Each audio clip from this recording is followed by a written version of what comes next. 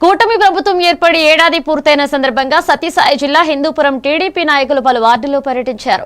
ప్రసిద్ధ శ్రీ సుగురు ఆంజనేయ స్వామి దేవాలయంలో ప్రత్యేక పూజలు నిర్వహించి ప్రజలకు ప్రభుత్వం అందిస్తున్న సంక్షేమ పథకాలు ప్రజలకు వివరించారు. సీఎం చంద్రబాబు నాయకత్వంలో ఆంధ్రప్రదేశ్ అభివృద్ధి చెందుతుందన్నారు. 2047 కల్లా స్వర్ణాంధ్రప్రదేశ్ గా తీర్చిదిద్దడమే కూటమి ప్రభుత్వ ప్రధాన లక్ష్యమని వారు పేర్కొన్నారు. ఈ కార్యక్రమంలో municipal chairman D Ramesh Kumar, Shri Sathya Sai జిల్లా టీడీపీ అధ్యక్షుడు కొల్లకుంట అంజనప్ప, పట్టణ అధ్యక్షుడు వెంకటేష్, డాక్టర్ సురేంద్ర, రాజకీయ కార్యదర్శి శ్రీనివాసరావు పాల్గొన్నారు.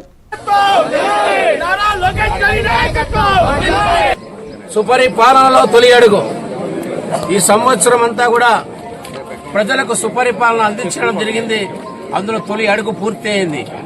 ఈ అడుగులో అడుగై 2047 స్వర్ణాంధ్ర దిశగా ఈ కూటమి ప్రభుత్వం వెళ్తుందని కూడా తెలియజేస్తూ, సంవత్సర కాలంలో చేసిన అభివృద్ధి, అందించిన సంక్షేమాన్ని ప్రజలకు తెలియజేస్తూ, ప్రజలకు మెరుగైన పరిపాలన ఏ విధంగా అందించాలని సూచనలు తీసుకుంటూ ప్రభుత్వం దాని అనుగుణంగా మార్పులు చేసుకుంటూ ముందుకెళ్లే కార్యక్రమం ఈ సుపరిపాలన తొలిగడుగు.